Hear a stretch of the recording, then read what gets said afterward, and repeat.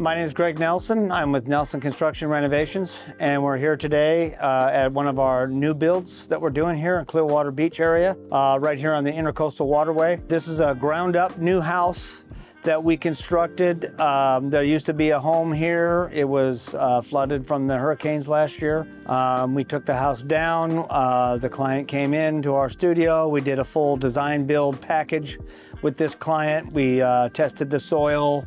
We got boundary surveys done, geotechnical soil tests to figure out, how deep or shallow the foundations needed to be. And we basically built the foundation and have constructed the house all the way up to the roof at this point. And this is a FEMA-compliant house, which means all your livable heated square footage is up where we're standing right now, which is above what's called the base flood elevation. We're quite a bit above that. The ground floor, which is at grade, is now the garage. It has to be treated like a garage. In a FEMA-compliant house, you can't have any livable heated square footage there. When we talk to people about building a new house, we obviously, Nelson Construction, we have our own standards where we don't kind of go below that baseline on our certain quality of materials and stuff like that. We still have a couple of options that we can give people when they're doing a new build. Your code will allow us to build stick frame or do block or a combination of both. I think I've talked about that in some of our other videos. This particular home, the client wanted to go with block all the way up. So we have a solid concrete foundation with block all the way up. They didn't want to take it to the next tier, which would have been pouring solid all of the block. We only poured solid the vertical cells that have the steel rebar in it, which meets code for a block wall.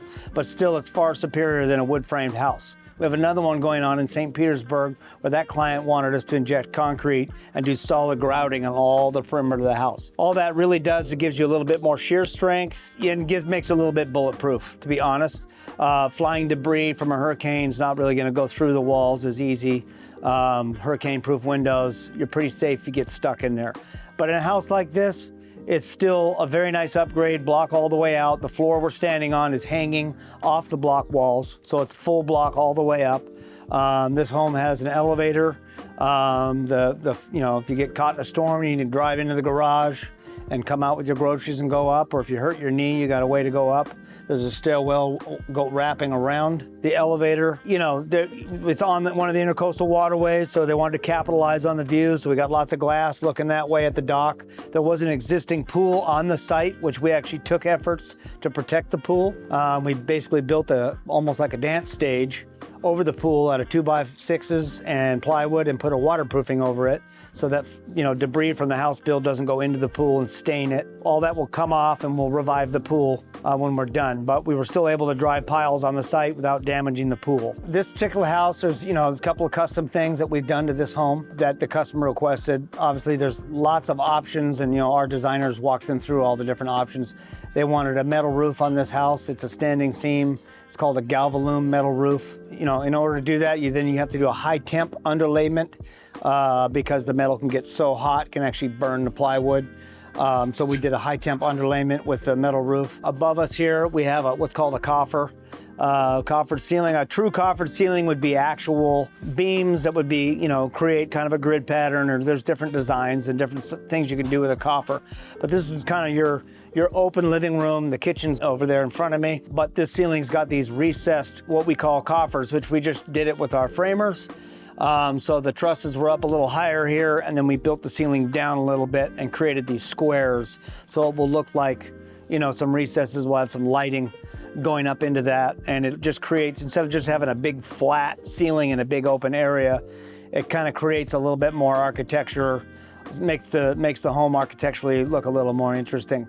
So we suggested that. That's a simple, just sticks and bricks and string lines, and it creates a nice little ceiling feature. And then also in this house, we're doing custom millwork in the whole house. It's all built in our shop.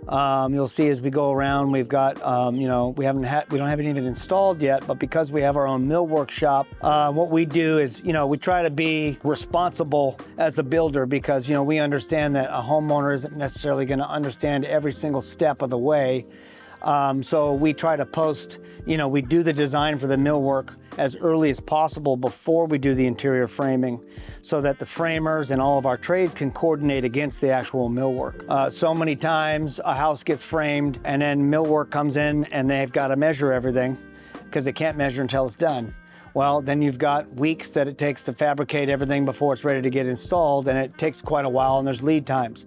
Well, our shop's already building the millwork for this home, for the butler pantry, for the vanities, for the bathrooms, the walk-in closets, the kitchens. It's already being constructed because we created the shop drawings for the millwork and got them out here to the site. So our framers and our superintendent are actually coordinating everything around the final shop drawings that were approved by the client.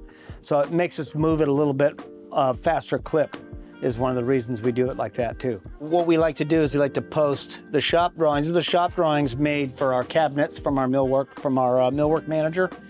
This is the actual drawing, the first drawing that our shop manager would take to start fabricating the cabinets. This is done in the office prior to even framing these walls. We do a little rendering of it as well.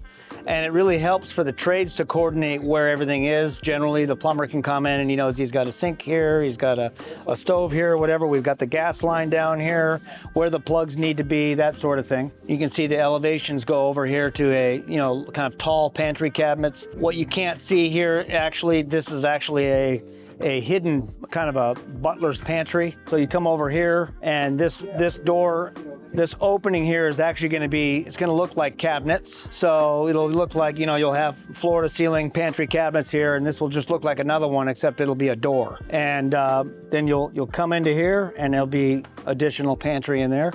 And then actually there's a bathroom over there, and a I would like to say hidden bedroom, but it's just another bedroom. But you wouldn't know it was there unless you knew to go through the cabinets. So that's kind of an interesting feature. You go over here at the elevator area. This was actually, this is just a temporary handrail for fall protection, but this whole area here is gonna be floor to ceiling glass. And then we're gonna most likely have maybe some artwork, or the homeowner might pick some kind of a mural or some glass artwork they were talking about, and then just kind of makes it a little bit more interesting. You've got your nice view of the water over there. You've got this over here, instead of just having a big wall. So, little custom things that you can do. There's a little front porch. It's a little bit more than a Juliet deck, but it's a front porch going out to the front where you can sit if you want that. If you want the light from the afternoon on that side of the house. We're down here on the ground floor. This is a FEMA-compliant house, so there's no livable square footage, no heated or air-conditioned square footage down here. We're outside of the back of the house. This would be called the outdoor lanai. So you've got heated square footage of the second floor of the house, or what we would call the first floor, which is above ground level, above us. So it's a covered lanai.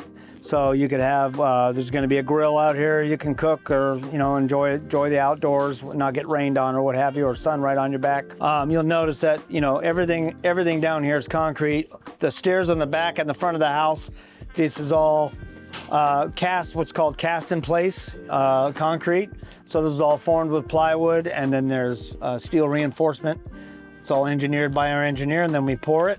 We will put, most likely, the customer's gonna select some kind of a stone or tile that goes on here, and then we'll put that on there with whatever matches out here. Probably something that matches the pool deck, travertine, or something like that. But you can see like all the beams are cast in place. The columns, this is a 12-inch column block. These are all filled solid all the way up, cast in place beams. So the bones of this house is solid concrete. We've got wood floor trusses hanging off the concrete, then the concrete walls go all the way to the trusses on top of the second floor. So it's a very well-built, strong house. We've definitely built houses that had way more custom features, way more custom overall, but this is by no means a low-end house. This is still very budget-friendly, very easy to build. Nothing outside of the norm. There's definitely upgrades that you can take from here to get even higher and higher, more luxurious types of builds. But as far as something that's going to withstand the next hurricane, and you can rest assured that your furniture in your living room is not going to be floating away, this is a great way to go. When we do a new house like this, we have our standards that we'd like to kind of maintain. And I'm not one to want to build a wood set of stairs in an area where we could have floods. This is precast concrete. It's a few $1,000s upgrade. and you've got stairs that are gonna last north of 100 years. They won't dry rot, nothing. You can put stone, tile on here or what have you. So, you know, the front and the back stairs are all precast concrete on this house. Even if we were doing, you know, just block up to the first level and then wood frame on the second level, I would still want to do concrete stairs. You know, if my name's going to be on it, I want to have concrete stairs. I'm Greg Nelson. I'm the owner of Nelson Construction Renovations. We're one of Tampa Bay's premier builders. We've been building homes in the Tampa Bay area for about 20 years now. If you need a FEMA-compliant house done, give us a call.